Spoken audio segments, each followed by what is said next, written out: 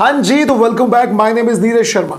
आप इस वीडियो को कहां से देख रहे हैं, आपका नाम और आपके शहर का नाम वीडियो के कमेंट बॉक्स में जरूर बताइएगा। अगली वीडियो में मैं आपका नाम जरूर लूंगा। और अब सीधा बात कर लेते हैं आज के इस केस के बारे में।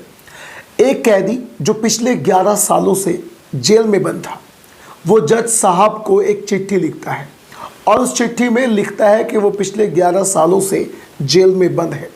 उसके बच्चे काफ़ी बड़े हो चुके हैं और पिछले 11 सालों से उसने अपने बच्चों की सूरत तक नहीं देखी। वो एक बार जमानत पर जेल से बाहर जाकर अपने बच्चों का दीदार करना चाहता है। इस चिट्ठी को जब जज साहब ने पढ़ा तो उनके याद वो वाला केस आ गया, वो वाला कारनामा आ गया और वो कैदी उनकी आंखों के सामने तुरंत उसकी तस्वीर बन गई।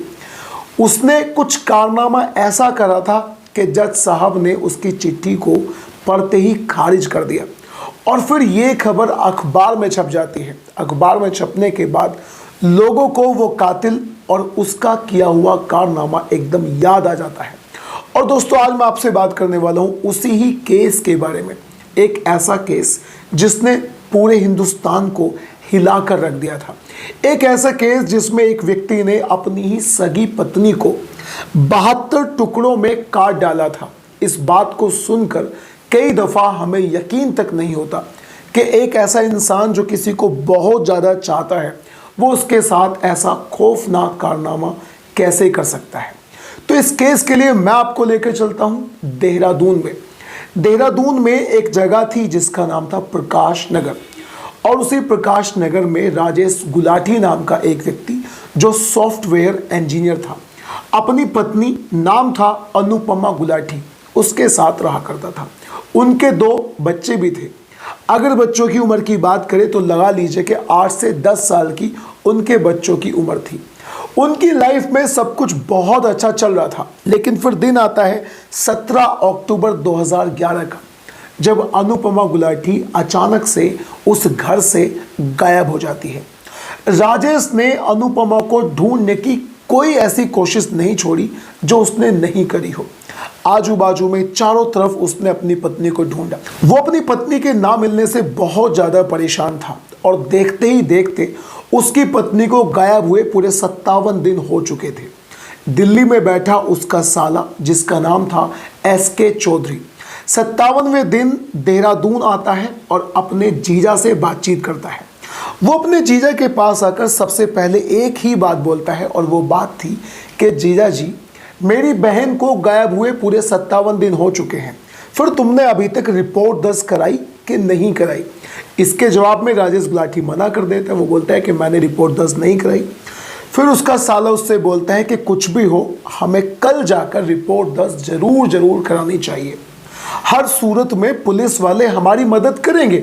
इस पर राजेश गुलाटी भी राजी हो जाता है। वो भी रिपोर्ट दर्ज कराने के लिए हामी भर लेता है अपने साले के साथ में।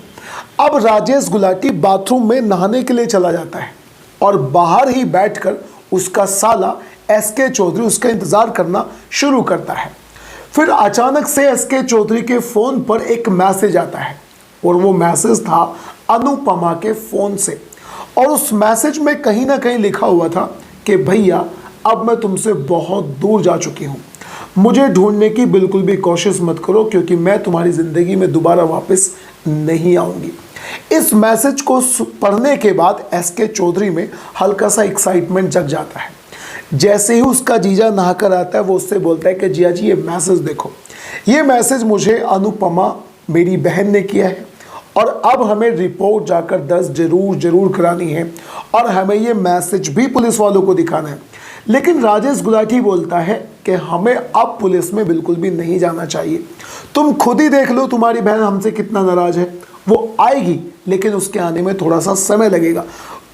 वो आएगी, उसका सबूत ये मैसेज है, क्योंकि वो गुस्सा है, नाराज है, इसीलिए मना कर रही है। लेकिन एक ना एक दिन उसे वापस जरूर आना पड़ेगा।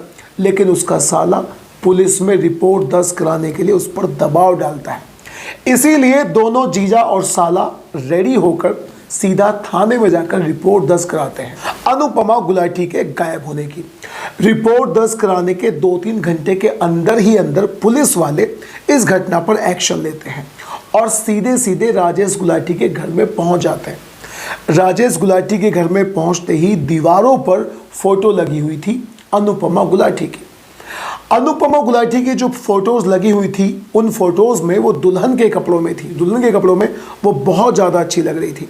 पुलिस वाले बहुत सारे फोटोज लेते हैं और राजेश गुलाटी से बातचीत करते हैं, और बातचीत करने के बाद जैसे ही पुलिस वाले घर को छोड़कर बाहर निकल रहे थे, तो एक पुलिस वाले की नज़र राजेश गुलाटी के घर में रखे एक डीप फ्रीजर पर पड़ती है, और ये बात उसके दिमाग में तुरंत खटक जाती है। उसे लगता है कि अक्सर घरों में जो फ्रीज होते हैं वो खड़े होने वाले फ्रीज होते हैं। डीप फ्रीज हमेशा और हमेशा केवल दुकानों में पाए जाते हैं। वो इसी बात को अपने सीनियर अफसरों से बताता है, और उसके सीनियर अफसर उसकी बात पर अमल करते हैं। वो घर की चौखट से बाहर निकलने ही वाले थे कि वो तुरंत वापस आते हैं और राजेश गुलाटी से उस डीप फ्रीज़र के बारे में पूछते हैं कि तुम्हारे घर में ये डीप फ्रीज़र आखिर कर क्या रहा है। जिसके जवाब में राजेश गुलाटी बताता है कि सर बस मैंने यूं ही इस फ्रीज को खरीद लिया था। लेकिन फिर पुलिस वाले देखते हैं कि उसमें ताला लगा हुआ था, और जो फ्रीज़र था वो ऑलमोस्ट नया ही था। जब उससे पूछा गया कि इसकी चाबी कहाँ है, तो उसने सीधा सीधा बोल दिया कि इसकी चाबी के बारे में भी अनुपमा को ही पता है। लेकिन जब पुलिस वाले उससे सख्ती से पूछते हैं तो वो घर के अंदर जाता है और अलमारी से एक चाबी लेकर वापस आता है। पुलिस वालों ने तुरंत आव देखा ना ताव और उस फ्रिज के ताले को खोल दिया। जैसे ही पुलिस वालों ने फ्रिज के ताले को खोला तो उसके अंदर बहुत सारी छोटी छोटी थैलियां पड़ी हुई थी। फ्रिज में बंद होने की वजह से उनके ऊपर बर्फ भी जमा हुआ था। थैलियों को बाहर निकाला जाता है और थोड़ा सा इंतज़ार किया जाता है बर्फ़ के पिघलने का। बर्फ़ पिघलता है, थैली खोली जाती है तो पता चलता है कि थैली के अंदर मांस है, यानी मीट के टुकड़े भरे हुए हैं। मांस किस चीज़ का है इसकी अभी तक पहचान नहीं हुई थी। 2 थैली, 3 थैली, 4 थैली, 5 थैली। जब 6वीं थैली खोली जाती है तो पुलिस वालों के पैरों के तले से ज़मीन निकल जाती है, क्योंकि उस 6ठी थैली में एक इंसान की उंगली निकलती है। और अब पुलिस वाले राजेश गुलाटी से पूछते हैं कि ये क्या है, ये उंगली किसकी है। जिसके बाद राजेश गुलाटी फूट फूट कर रोने लगता है और वो बताता है कि साहब यही मेरी पत्नी है, यही अनुपमा गुलाटी है, और ये सारे के सारे मांस के टुकड़े मेरी पत्नी अनुपमा गुलाटी के ही हैं, और उसे मैंने ही मारा है। अब पुलिस वालों के होश उड़ जाते हैं। पुलिस वाले उससे सख्ती से पूछते हैं कि अब हमें पूरी कहानी बताओ। जिसके बाद वो एक ऐसी कहानी सुनाता है कि पुलिस वाले हैरत में पड़ जाते हैं। उनकी समझ में नहीं आ रहा था कि आखिर कोई व्यक्ति अपनी इतनी खूबसूरत बीवी का ये हश्र कैसे कर सकता है। पास में खड़ा एसके चौधरी भी हैरत में पड़ जाता है। उसकी आंखों में आंसू आ जाते हैं। वो सोच रहा था कि उसकी बहन का, एक मासूम सी बहन का ऐसा हाल उसके जीजा ने कर दिया जो उसने कभी सपनों में भी नहीं सोचा था। अब राजेश गुलाटी ने अपनी पूरी दास्तान बतानी शुरू कर दी। वो बताता है कि 1992 में 1992 में वो दिल्ली में एक कॉलेज में एमसीए कर रहा था। एमसीए करते करते उसकी मुलाकात अनुपमा पटेल नाम की एक लड़की से होती है। वो भी एमसीए कर रही थी। इन दोनों में दोस्ती होती है। दोस्ती के बाद में प्यार हो जाता है और अब ये दोनों शादी करने का फैसला कर लेते हैं। लेकिन दोनों की बिरादरियां, दोनों की जातियां अलग अलग थी, तो कहीं ना कहीं इन्हें डर भी था कि घर वाले इनकी शादियों के लिए नहीं मानेंगे। इसीलिए जैसे ही राजेश गुलाटी ने अपना एमसीए कंप्लीट करा, एमसीए कंप्लीट करने के बाद उसकी नौकरी लग जाती है अमेरिका में, वो भी एक अच्छी सॉफ्टवेयर कंपनी में।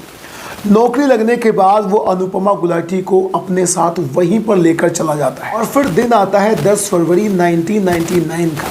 1999 को राजेश गुलाटी अनुपमा गुलाटी यानी अनुपमा पटेल से शादी कर लेता है, और कुछ ही दिन के बाद में इनके घर वाले भी इनके इस रिश्ते पर मोहर लगा देते हैं। कुछ ही दिन में इन दोनों को 2 जुड़वा बच्चे होते हैं। एक लड़का होता है, एक लड़की होती है। इनकी लाइफ अमेरिका में बहुत अच्छी चल रही थी। फिर एक दिन अनुपमा गुलाटी राजेश से बोलती है कि अब हमें वापस अपने देश में चलना चाहिए। काफ़ी दिन हमने अमेरिका में गुजार दिए हैं, अब हमें वापस अपने देश में चलकर वहीं पर रहना चाहिए। और कहीं ना कहीं उन दोनों को 2 जुड़वा बच्चों को पालने में दिक्कत भी हो रही थी, क्योंकि उन्हें 2 जुड़वा बच्चे हुए थे। उसके बाद में अनुपमा और राजेश दोनों दिल्ली वापस आ जाते हैं। दिल्ली में अनुपमा अपने माँ बाप के साथ रहना शुरू कर देती है और अपने बच्चों को पालना शुरू करती है। उसी दौरान राजेश गुलाटी किसी अच्छी सी नौकरी की तलाश में था और उसकी नौकरी की तलाश खत्म हो जाती है कोलकाता में। कोलकाता के एक बहुत अच्छी सॉफ्टवेयर कंपनी में उसकी नौकरी लग जाती है और वो कोलकाता में ही शिफ्ट हो जाता है। वहीं पर एक सोसाइटी में फ्लैट लेकर रहना भी शुरू करता है और कोलकाता में रहते रहते राजेश गुलाटी को वहीं पर एक औरत से नैन मटक्का हो जाता है। उसे औरत से प्यार हो जाता है और वो वहाँ पर उसके साथ रहने लग जाता है। उसने लव मैरिज ऑलरेडी करी थी अनुपमा गुलाटी के साथ, बावजूद उसके कोलकाता में वो एक लड़की के साथ प्यार में पड़ जाता है। वहाँ पर वो उसके साथ रह रहा था। इधर अनुपमा गुलाटी को इस बात की भनक पड़ जाती है। फिर वो एक दिन सीधा सीधा कोलकाता में राजेश गुलाटी के फ्लैट पर पहुंच जाती है, बहुत ज़्यादा हंगामा करती है और ये बात कैसे भी करके कोर्ट तक पहुंच जाती है।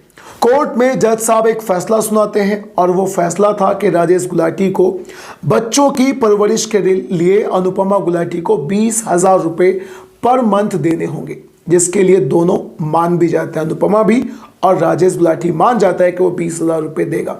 लेकिन फिर कुछ ही दिन के बाद ये दोनों आपस में एक मशवरा करते हैं और एक फैसले पर आते हैं और वो फैसला था कि राजेश गुलाटी कोलकाता छोड़ने को तैयार था।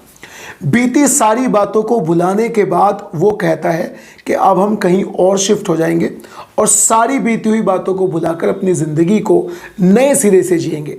इसीलिए वो देहरादून में शिफ्ट हो जाते हैं और अपनी ज़िंदगी को बहुत अच्छे से देहरादून में जीना शुरू कर देते हैं। सब कुछ अच्छा चल भी रहा था, लेकिन अनुपमा गुलाटी राजेश गुलाटी की बेवफाई को भूलने के लिए तैयार नहीं थी।